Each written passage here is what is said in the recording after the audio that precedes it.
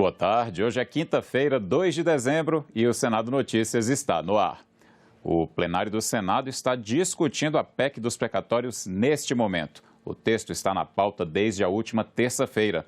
O relator e líder do governo, senador Fernando Bezerra Coelho, já leu parecer favorável à proposta, que já está em votação em primeiro turno. A PEC dos precatórios é a aposta do governo federal para criar espaço fiscal para o pagamento do Auxílio Brasil, o programa que substitui o Bolsa Família. Para isso, altera uma série de regras para o pagamento de precatórios, dívidas da União, estados e municípios frutos de sentenças judiciais definitivas. Essa medida deve dar folga de quase 44 bilhões no orçamento. O cálculo do teto de gastos também muda, adicionando mais 62 bilhões de reais. Com isso, a folga orçamentária deve passar de 106 bilhões.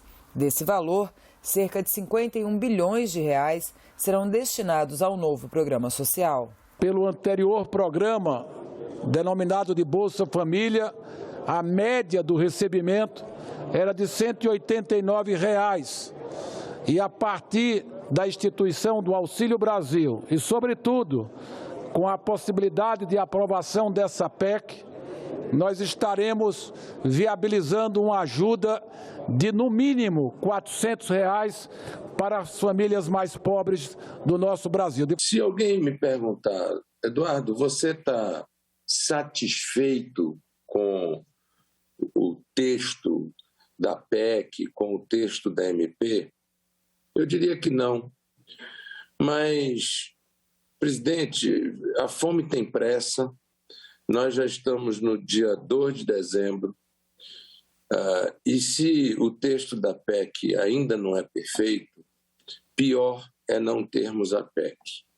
Pior é deixarmos de ter minimamente um controle fiscal constitucional que seja de uma política de Estado e não de uma política de governo para o controle do nosso equilíbrio fiscal e da nossa economia. Hoje, quase todos os economistas concordam que esse valor deveria estar fora do teto. E por que deveria estar fora do teto? Porque ele é provocado pelo judiciário e o executivo não tem como prever na dotação orçamentária o que é que vem do Poder Judiciário. O senador Flávio Bolsonaro sabe disso. Do ano passado para esse, aumentou em 25 bilhões de reais o que o governo teria que pagar. Não tem como pagar 100% do precatório esse ano, porque eu preciso dar a 17 milhões de brasileiros pelo menos R$ 400 por mês para que eles sobrevivam dignamente. Nós respeitamos a boa intenção, o desejo de se promover neste momento uma política de transferência de renda com a oferta de um auxílio emergencial. Mas não há como não dizer que se trata de entregar com uma mão e retirar com as duas depois. Porque certamente benefícios conferidos agora serão os prejuízos somados a médio e longo prazo. Nós estamos sinalizando pessimamente para o mercado, para os investidores. Nós continuamos com divergências de mérito no tocante à forma escolhida pelo governo para abrir espaço fiscal para atendimento das necessidades que temos, mas a fome não espera. O desespero da miséria não espera. Discurso politicamente correto de político não enche barriga. E nós conseguimos, com muito cuidado, com muita técnica, reduzir os danos que poderiam ser causados à credibilidade e ao sistema econômico brasileiro. Os senadores também aprovaram os nomes de 3 indicados pelo presidente da República para ocupar cargos no exterior. João Mendes Pereira, para embaixador do Brasil na Bélgica e Luxemburgo, Luiz Antônio Balduino Carneiro, para embaixador do Brasil na Finlândia, e Pedro Miguel da Costa e Silva, para o cargo de embaixador extraordinário e chefe da missão do Brasil junto à União Europeia. Mais recursos para assistência técnica e extensão rural. É o que determina o projeto aprovado nesta quinta-feira pela Comissão de Agricultura. A proposta cria uma linha de crédito exclusiva para a assistência técnica e a extensão rural, com no mínimo 2% do total de recursos destinados pela União ao crédito rural. E pelo menos a metade desses recursos deve ser destinada à Agência Nacional de Assistência Técnica e Extensão Rural, a ANATER. A extensão rural do Brasil era muito forte. Existia a Embrater, que era mãe das Emater, melhor dizendo, no Brasil todo. O que ocorreu? De lá para cá, o Vossa Excelência tem acompanhado, não deram o devido tratamento que merece. Nós estamos dando força à extensão rural brasileira, que necessariamente hoje já está muito desprovida de recursos para fazer e cumprir o papel que certamente estabelece ela. As pequenas agroindústrias nascem exatamente junto com a agricultura familiar, com esses financiamentos, com esse apoiamento técnico dos governos municipais, estaduais e financiado pelo governo federal. O projeto é de autoria do senador Donizete Nogueira, do PT do Tocantins, e foi aprovado em caráter terminativo, ou seja, segue direto para a Câmara se nenhum senador pedir para que seja votado em plenário. Outro projeto terminativo aprovado hoje pelo colegiado autoriza a União a doar ao estado do Acre uma área de mais de 155 mil hectares para a criação de uma unidade de conservação. Ontem, o ex-advogado-geral da União, André Mendonça, foi aprovado pelo plenário do Senado para assumir uma vaga de ministro do Supremo Tribunal Federal. Além do nome de André Mendonça, 7 indicações da Presidência da República para embaixadores do Brasil também foram aprovadas. Os senadores aprovaram a indicação de André Mendonça para o Supremo Tribunal Federal. Mendonça é ex-ministro da Justiça, ex-advogado-geral da União e pastor evangélico. Mais cedo, André foi sabatinado pelos integrantes da Comissão de Constituição e Justiça. A reunião durou cerca de 8 horas. No plenário, ele recebeu 47 votos a favor e 32 contra. Mendonça assume a vaga de Marco Aurélio Melo, que se aposentou em julho deste ano. Está aprovada a indicação do senhor André Luiz de Almeida Mendonça para exercer o cargo de ministro do Supremo Tribunal Federal. Ninguém pode ser vetado pela sua condição religiosa. Ao contrário, o que temos hoje diante de nós é um técnico, um profissional, um servidor público federal que tem uma carreira muito diligente, uma dedicação ao serviço público e, portanto, as condições técnicas suficientes para ocupar esse cargo no Supremo Tribunal Federal. Assumi vários compromissos no dia de hoje. Compromissos com a minha nação. Não tem nada mais gratificante para mim do que servir ao meu povo. Como eu disse na sabatina, eu não sou perfeito. Eu não sou o melhor. Eu não sou mais inteligente.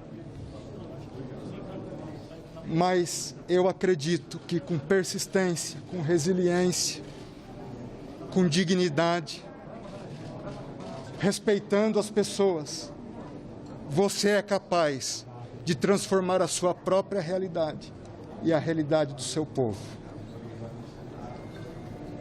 Eu estou honrado em poder servir ao meu país no Supremo Tribunal Federal.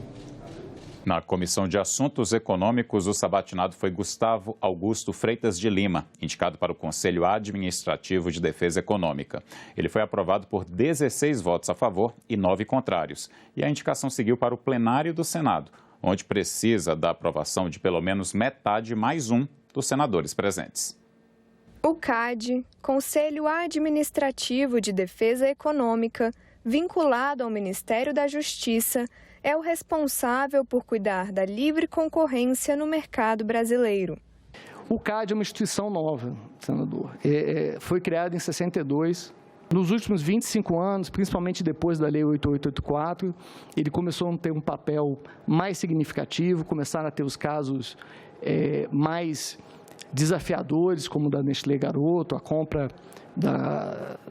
a fusão da Colgate Colinos e depois resultando na marca Sorriso.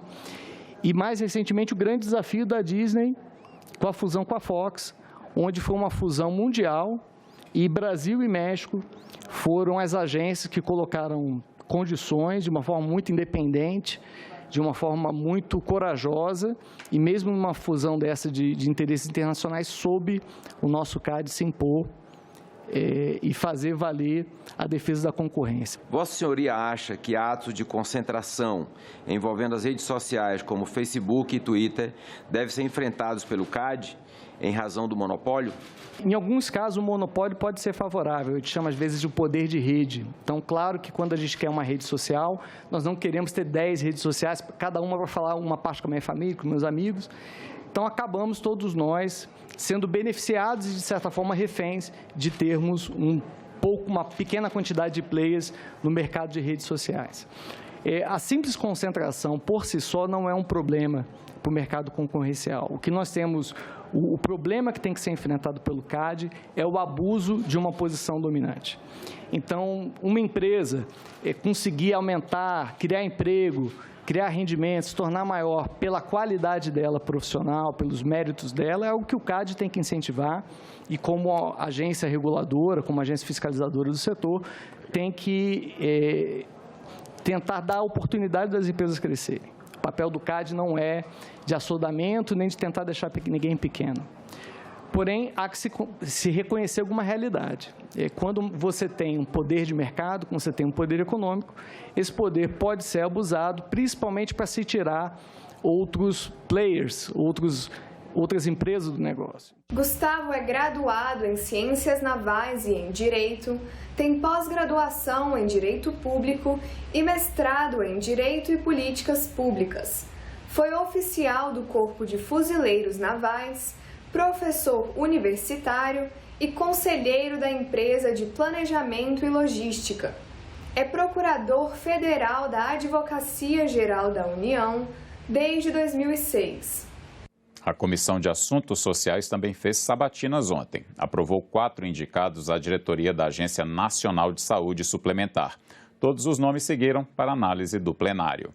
A crise hídrica que castigou os reservatórios das hidrelétricas neste ano foi superada e o país hoje está preparado para garantir o atendimento elétrico energético. Foi o que informaram os representantes das empresas do setor elétrico na audiência pública feita ontem pela Comissão Temporária Externa para averiguar as causas e efeitos da crise hidroenergética.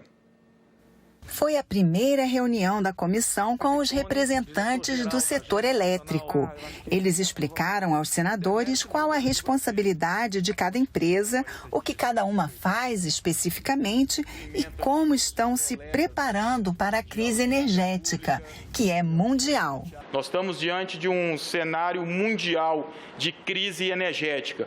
Nós tendo essas questões na China, no Chile, na Inglaterra e também em diversos países da Europa com a crise do gás, primeiro pelo fornecimento e pelo preço do gás. Aqui no Brasil, o desafio foi grande, senador José Aníbal. Nós tivemos a pior crise hídrica de toda a história de medição de vazões. Em 9 décadas que medimos vazões, esse período úmido, que iniciou em setembro e finalizou em abril agora de 2021, foi o pior da história. E como nós temos ainda 60% do nosso parque gerador sendo hidrelétrico, essa crise hídrica castigou os reservatórios dessas hidrelétricas. E com isso trouxe um desafio grande para operar o sistema. E nós, lastreados em 3 pilares, enfrentamos essa questão e posso dizer agora que conseguimos pleno êxito na segurança ao atendimento eletroenergético do país. Eu achei na fala de vocês precisam me convencer de que as coisas foram feitas a tempo e hora e que estão sendo feitas a tempo e hora, apesar das expectativas que existem hoje. Para sustentar um crescimento superior a 3% do PIB até 2050, senador, nós vamos precisar triplicar a oferta de energia elétrica no país. Então, esse é o tamanho do desafio e fazer isso com sustentabilidade. A gente ter que atacar o problema não apenas da falta de chuva, mas da gestão da água, do uso da água, né? Da prioridade que se dá para consumo próprio, para dessedentação, para agricultura e, por fim, para a energia. A maior parte dos países, evidentemente, trabalha nesta ordem. Será que o Brasil está cumprindo essa ordem? Será que é isso que está na origem desse processo? Não é a falta de chuva, não é só o aquecimento global e tal. Tem uma coisa que tem forças desacelerando ou acelerando fatores que, para nós, a gente deveria tomar mais cuidado.